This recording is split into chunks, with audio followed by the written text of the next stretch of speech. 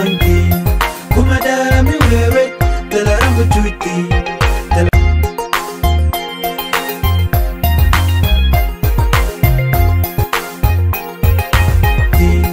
Kumada mi wewe tela rambu tuiti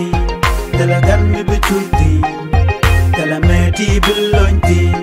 Kumada mi wewe tela rambu tuiti tela gan mi betuiti tela meti bilonti Kumada mi wewe tela rambu tuiti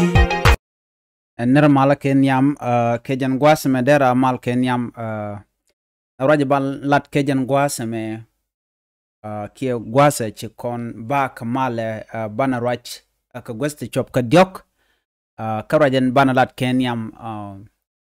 chalado shanat chop ke milioni chake joch re wich ka Sudan ka sos Khartoum Yalado sha ne tungwan to shop ke milioni shigarodian bar shikawa gwasmi shale Al Jazeera ka kor kami chi kormidit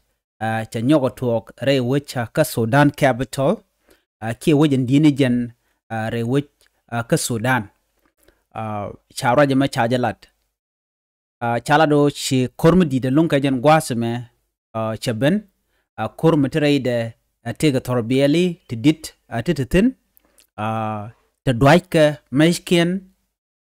kam nene dangrotin kontinyen re wich ka Sudan ngay konen wo ka kor gwasmeber Sudan che tere kormi di da to ka pay ngwan ni ka gwasi dan che kor che to ka je che te ka nei tu ngwana long te yekien chi ka tesnien re wich ndini shu menatama ngot koromo ngot tin ken tema cha lado wonijen ka woniam ko wonas kamiliuke re wichin wini ka Sudan ke jen gwasame cha gorno de mal de jalaslet ke de mal derben dumdo ken bondang rotin kon to kor ken ben kamat kyal ko de ken mal de ken nongdi ko de liade ro kapchong re wich ka Sudan cha lado chinetu wanlung china dual chajala da rami shal rabab rami shingre which kanos wat madani ka Al Jazeera state ka capital kajan gwaza tiake shi kor shi ka muwe ka wonyam shi deinitin kola deini Sudan kan RSF ala Rapid Support Force shi kan kor shi kan nyogloitin ka cha kor mudidalong lo tej kene di alan kontin ta ka luak chet ke UN kene we Arabia tin kokien konan de Sudan o de kan mal de kan nongtin shawra jama chaja lado tup ke leramo cha lado ke ponyen je lat karwade tane di shop ko badak shakanak Rapid Support Force ka Al Jazeera state ka Sudan cha gwijino alani de to wana ke gwasmo ken kwago ken ka kwak lo gwaldan ci kor ci to ko kor mi ci to la te ne ti woni ken ka gat an guardian mo ci rodo jigano cha ne to sha kan nak GRSF ti la Rapid Support Force ka kwi ko kap ni ga chong ka kwi kwel ke go do badanen kan kwakaje cha rojo mo cha jalat ci runen to wan tu shop ke million ke tain dor chicken de laro chirin mi ka bas dori shu kan rodien chu bar ka kwi koren che tok ana ma kele che tok na kor jogo me paiwa anta ma ke jen gwas kuna lo ka jarwon kina daru widi jendang ro ngwana me mo natine chala do shukor chun jen ka mere barode re wich ka Sudan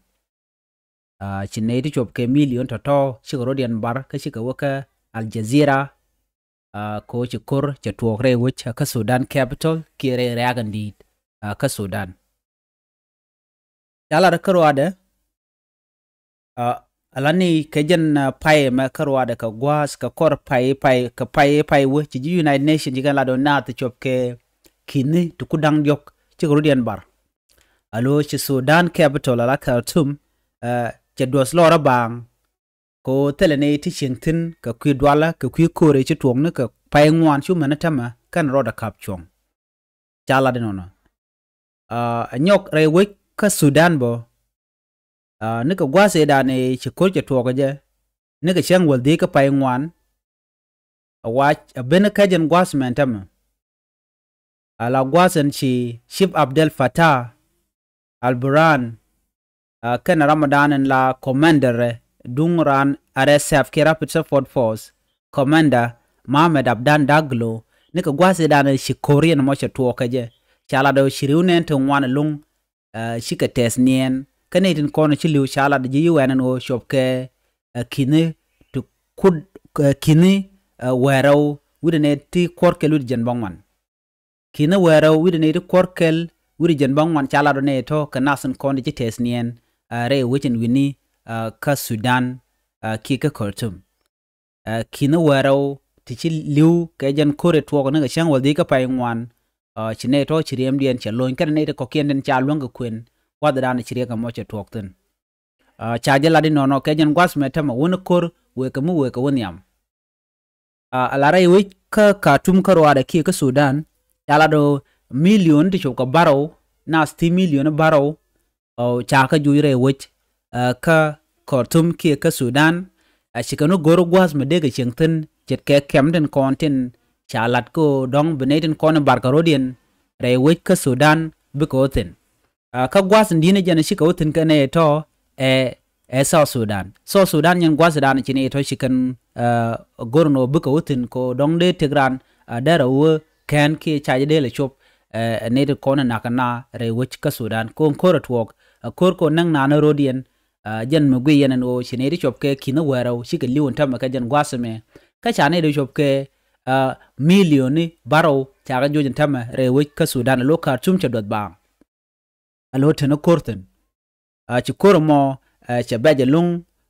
ko chinere chop ke kine ti jandang badda gude diech chika we alaro faji ka wed madani karwade wen madani kine ti jan badda gude diech chika chop tena tama aka nasen kon tin chiwe tenen gwasma million ni kene ti 1 million den ko kien chikan wo re winten kon tiek ke Sudan alo chi Sudan che do lora banga jen gwasa me ken nasen content chara lung shit ka dong tin kon sha wor sha je lung wa chi kormo chaga jago bika dot ke bika tere wini tin content to kor tegeten chala do tek win mishal ai kura mite ke kilometer jen dang jok ka wodu ka noswan madani chala do chiji RSF chikana kanki chikana kef la Rapid Support Force nasen kontin Raike commander Mohamed Abdan Daglo ko en Mohamed Abdan Daglo je Ramadan kulinyen kane Abdel Fattah al-Burhan rewich ka Sudan ni ka gwazi da ne shi kormeje to ka je kan ne dang roti ko ramanyam ala koranyam me shi ku shi jala ni ka runde shi we me woja koranyam un mishal ke Ship Abdel Fattah ajen Ramadan ne shi koranyam shi kan chai kulu gor wuda dien anchal ke Mohamed Abdan Daglo kan ne dang roti chuchu ni na la president kana vice de kan ne dang rotin kon ikormo gane tok chala do an kormo cheri unen to wante chop ke kin waro chaga nak antama rai wich ka Sudan charo jama chajala do NRSF we ka sos ko lo ka Khartoum alaw che wi to ngwan long chaga kan che ka goda kon pies ka beltin che nasen kontin piet ka belbo wa che ka joj gondan kon pies kan beltin wa che de tungwan che oren lar long loken wa chicken woka ka Khartoum ke wokan Khartoum nyok wokan ma kep kan ko Khartoum chicken kep kala dana chalat ka je ka goda tot ka din konan te kwar nyam menyin kan jan kwar ala sa mo wa gwate tin gwad ma tot long ka jan gwasame jen chine dun wan china dwalan tama ko mishuwa ka dong cha ju je ka ma bichuliu gwa kurun gwasmo ena ma ka jen gwasma jen michiriu nen to wan long chiga jen rewich ka Sudan ka jen gwasme chikan wo ka witin konan tie ka Sudan na me leren jidida paiben ka kwi ka manan tuok rewich ka Sudan ka jen gwasme eno rewich ka Sudan chete ka kortun wan ane to konan jal bikan jal ken bikan gatit ka wodien ka Sudan ki ka wodien ka Khartoum ko Khartoum china lawtin ka jan gwasame ko chitana kurten e kurmo kur kam de ni Sudan kene nasan kontin shalke rapid support force ki RSF rapid support force mo ka nasan kontin goro de ka kuma de kana kap ko de kerwi ko kan kwadang ro mechi kam den mechi je ka ku ko ngam de ruwe jone wachi korma yu tuɔɔk ka chu ne wana long chu riuden chu yu tesnien chu mentam ngodo wona ask miliu na chit kejen gwas mentam kor jaten rewe ka Khartoum ka do badan inshallah keje kan ne to kon la refugees ke na de kon erodian bar ne 10 million to kare tanien ka ka wan medani ka tanien ka winten koken namo chaje la de nono neme ejele dandi linga jen gwas me ka kwi kor dan to kare we ka Sudan nika gwase da ne ci kormeje to ga jaga Sudan ci riwnen to wan long ci rodian bar ka ci narien bar winten konan tie ke so Sudan to ken kon de yen ke jen gwasme ler ni na ban linga jen gwasme e dunde ni rewe ka United State ka kuyeg manana le rode ke jen Christmas me rewe ka United State ke jen gwasme tama metanat ne nyoda je gwano shade mi di de long chaje nang rewe ka United State ka benteo a United State gwas mi shikor ja tuok tinga kor pai wa munyos no china chi ka dwal ko dong te kor mde tuok kam SPLM kene SPLM ayo an ko dan gwe ke de tuok cha gujo en men bi kap chong karwade ke de injin konen cha mat ke ten cha lium re wich ka so Sudan ke de injin konen cha mat ke ten cha lium ken de injin kwala shol unified force ki nasan content chagu jo ken kala national army ki nasan content begang na so Sudan karwade kashikan bishong ka bonten ko ken chet ke SPLM ki SPLM ayo ki swa ki parten ko ken te tre wich ka sa Sudan chala do ken de ti kanas te bi gwini duo badande na de ko nyam ka je ajen mi jakke de ni ti shop ke kina dangwan ko buka we re wich ka Unity State ka jen gwasame ko cha goro te kami jiang me betuok tin ene me ler ki ner me sha lado kene to wukare wejen wini ka kwiko beken security beken wo jaga jama gwa ka ta dana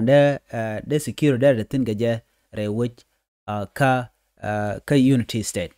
an Unity State ngai ka je ka kor gwa de shewe che te ka ko te tuok tin an ko re tuok tin chit ke jen Christmas na lat ke jen gwasame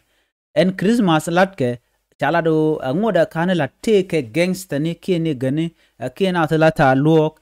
ti yarka shiangnat kila kan nyin karodian na karodian kamai kene to koken shagu jo do bana ba kap chonga je o ba de ni ba ka latin kano batin diala kon te lat karodian rewe ki United State ba ka jaga jagwa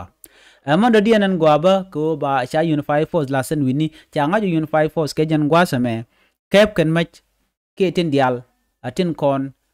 tin monmot tin moy kanari keke jen do badana lat ke let ke je rewe jen wini na me jen dana yelinga jen gwasame mi jiram jidit gore jin subscribe ki bi nyanas ko ken abiata kamal bye bye